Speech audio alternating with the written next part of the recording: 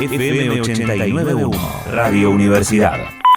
Para hablar de este tema ya tenemos la posibilidad de saludar a Juan Manuel Cascardo, que es secretario de Organización Provincial de SADOP, del Sindicato Argentino de Docentes Privados, además dirigente matancero, así que lo aprovecharemos porque va a tener más precisión también para hablar de lo que pasa a nivel más local.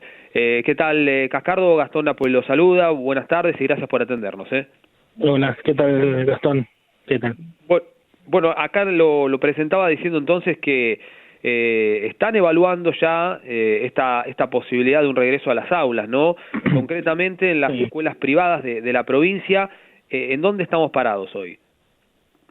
Bueno, hoy en la provincia de Buenos Aires todavía no tenemos una fecha de retorno, si bien a nivel nacional desde el Ministerio de Educación hablaron de que hay provincias que a partir de agosto ya volvería la actividad en los edificios escolares. En la provincia de Buenos Aires todavía vamos a tener que esperar un poquito más, y sobre todo en el AMBA, ¿no? Lo que es Capital y los partidos del conurbano, del Gran Buenos Aires. Ahí me parece que todavía tenemos un tiempo más largo. Digo, la realidad es que vamos a tener que convivir con esta realidad que nos toca, y hasta que no esté una vacuna y toda la población esté vacunada, realmente vamos a tener que convivir con este virus, tratando de cuidarnos de la mejor manera posible.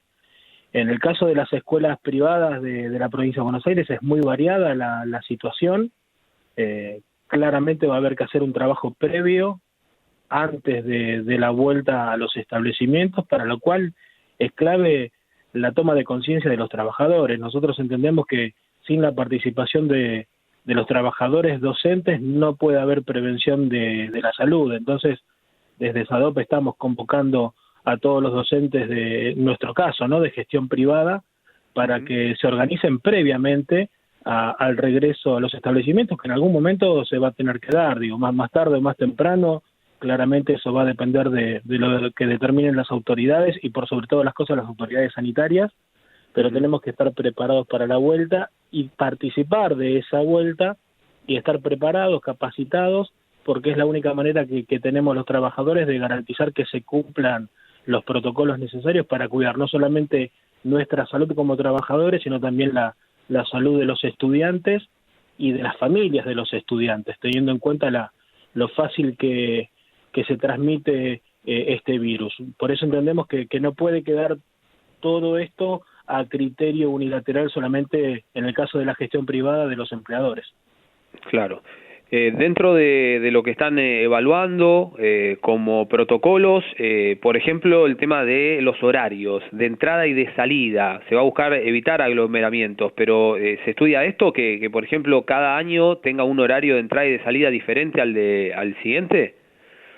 Sí, hay distintas modalidades, pero bueno, claramente va a haber que tener en cuenta la dimensión física de cada establecimiento, con lo cual se tiene que tener en cuenta no solamente la cantidad de alumnos por aula, para que se respete el distanciamiento social, sino también la dimensión física de los espacios comunes y compartidos. Por eso nosotros entendemos que el lugar de trabajo del docente no es el aula, sino la escuela. Cuando el docente entienda que su lugar de trabajo es la escuela y no el aula, vamos a estar venciendo ese individualismo que hoy reina en las relaciones laborales, para entender que nadie se salva solo, que nadie salva a nadie, y que nos salvamos con mayor organización. Por eso, además de esta cuestión de las dimensiones físicas, también hay que ver el tema de los flujos de movimientos dentro y fuera de la escuela, hay que ver el tema de los horarios. Seguramente va a ser una vuelta escalonada, no con todos los alumnos. Seguramente vuelvan primero los alumnos de los sexto años, que son los que tienen que estar terminando un nivel, y seguramente se va a avanzar con un sistema de trabajo mixto, ¿no?, entre la presencialidad y la virtualidad, con lo cual también va a implicar muchísimo discutir el tema de la jornada laboral de los docentes, porque ya hoy con el 100% de virtualidad, la discusión sobre la jornada laboral, la desconexión, el derecho a la intimidad, y hay un montón de cuestiones que están bastante complejas. A eso va a haber que sumarle la virtualidad y la presencialidad. Por lo tanto, se vienen desafíos muy interesantes hacia futuro, pero bueno, bienvenido sea. Entendemos que lo mejor que puede pasar después de esta pandemia es no volver a la normalidad que teníamos, sino que de esto tenemos que salir con una educación, con un sistema educativo, con escuelas más democráticas. En definitiva, si nos comprometemos y participamos todos los actores de la comunidad educativa, el futuro tiene que ser mejor. Uh-huh. Esto que decía de la carga horaria de los docentes, ¿puede suponer la posibilidad de tomar nuevos docentes también? Porque si no, la carga horaria a lo mejor va a ser demasiado grande, ¿no? Mirá, hasta eso es un tema importante, sobre todo en la gestión privada, hasta cuando hablamos de la cantidad de alumnos por curso.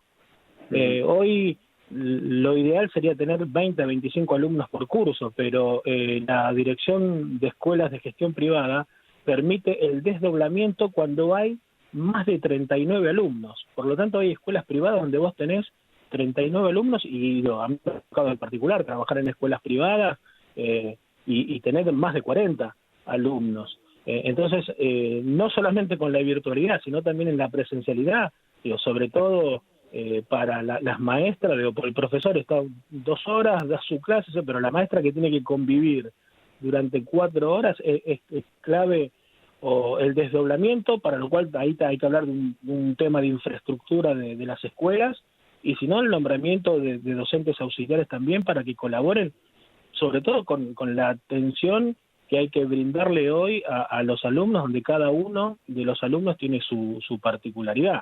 Y esta virtualidad no estaría mal, el nombramiento de nuevos docentes. Claramente la discusión en ese caso va a pasar por una cuestión de recursos, ¿no? Claro, de presupuesto, ¿no? Sí. Seguro.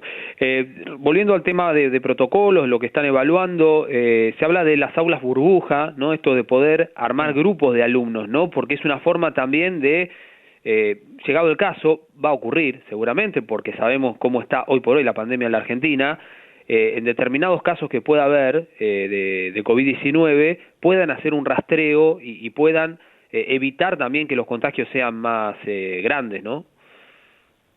Sí, sin lugar a dudas, el retorno a las escuelas va a ser de esa manera, con esta modalidad de burbuja, no con todos los alumnos, teniendo mucho cuidado en la prevención. Por eso es importante la mirada atenta y la organización de todos los trabajadores de la educación. En el caso de la gestión privada, insisto, esto no puede quedar en manos solamente del empleador. Los docentes debemos comprometernos en esta tarea para cuidarnos y cuidar a los estudiantes y a sus familias. Pero bueno, va a ser algo muy complejo, y además de los protocolos de cada jurisdicción, de cada provincia, después va a estar también la particularidad de cada establecimiento, porque ahí hay una diversidad también enorme, y no solamente se da en los establecimientos de la gestión estatal, sino también de la gestión privada. Hay escuelas que tienen una infraestructura y espacios mucho más amplios, y hay otras que realmente no cuentan con ello.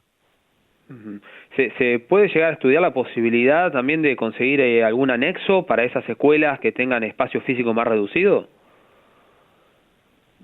Y hay que ir viendo, todo es posible, hay que ir viéndolo, dependerá también de lo que determinen también los padres de los estudiantes.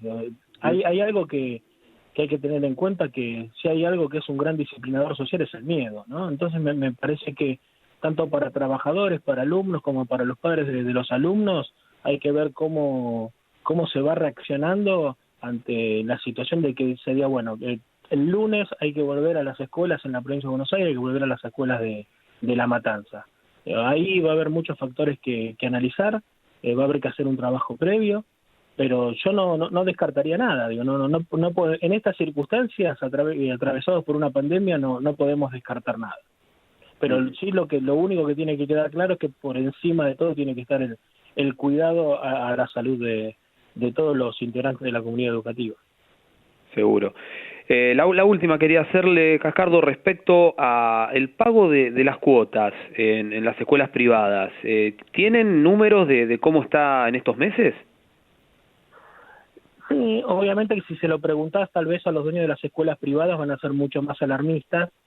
pero sabemos que los padres están haciendo un gran esfuerzo y están pagando las cuotas, no en su totalidad. Hay padres que realmente la situación los ha perjudicado, la crisis, fuertemente, y han dejado de pagar, no lo podemos negar, pero debe ser un 30% de los padres. A todo esto hay que decir que hoy no hay escuela de gestión privada que no esté recibiendo aportes del Estado. Si no reciben subsidios del Estado provincial, como ya lo venían recibiendo, entre un 40 y un 100% para el pago de salarios, las que no lo recibían hoy están recibiendo los ATP que da el gobierno nacional. A todo esto, el gobierno de la provincia anunció el anticipo de 134 millones para girar a las escuelas de gestión privada, exclusivamente para que se paguen los salarios de los docentes. Así que entendemos que todo este esfuerzo que está haciendo el Estado, tanto nacional como provincial, también de alguna manera debería ser trasladado, por un lado, a los docentes, que son los que hoy están sosteniendo exclusivamente con recursos propios la continuidad pedagógica, porque no hay dueño de escuela privada que le haya comprado una computadora o que se esté haciendo cargo hoy de los gastos de internet o de telefonía que están utilizando hoy los docentes. Y por otro lado también a los padres.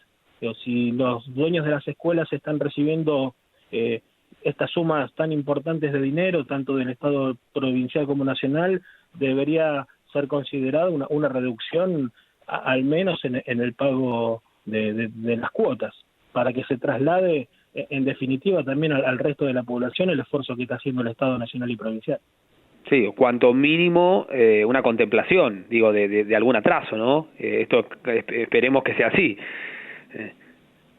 Debería ser así. Hace muy pocos días ha tomado en la autoridad pública un caso en una escuela de Gregorio de la Ferrere, donde un alumno había denunciado al colegio porque lo había dejado sin vacante, sin matrícula, al no poder estar al día con las cuotas, cuando había fallecido su padre recientemente, y sabemos que el ministro de Educación Nacional ha realizado declaraciones al respecto, que el atraso o la falta de pago en las cuotas de ninguna manera se puede discriminar a un estudiante, de ninguna manera, ni sacándole la matrícula, ni dejándolo afuera de participar de las clases virtuales. O sea, ese tipo de abuso el ministro los ha sancionado fuertemente y van a tomar cartas en el asunto. Bueno, importante saberlo. Le agradecemos, Cascardo, por su tiempo y bueno, será hasta cualquier momento. Dale, gracias, Gastón, a disposición de todos ustedes. Buenas tardes. Hasta luego. Escuchábamos a Juan Manuel Cascardo, secretario de Organización Provincial de SADOP, el Sindicato Argentino de Docentes Privados, dándonos un panorama de cómo se está estudiando esta posibilidad del regreso presencial de los alumnos y alumnas a las escuelas privadas, de gestión privada, de la provincia de Buenos Aires, ¿sí? No establecen fecha, está claro que todavía no tienen una fecha fija para el regreso, pero sí que se están estudiando protocolos y también evaluando la infraestructura de los lugares para pensar en un regreso escalonado en las escuelas de gestión privada en la provincia de Buenos Aires. Desde la Universidad Nacional de La Matanza, Radio Universidad FM 89.1. Siempre cerca.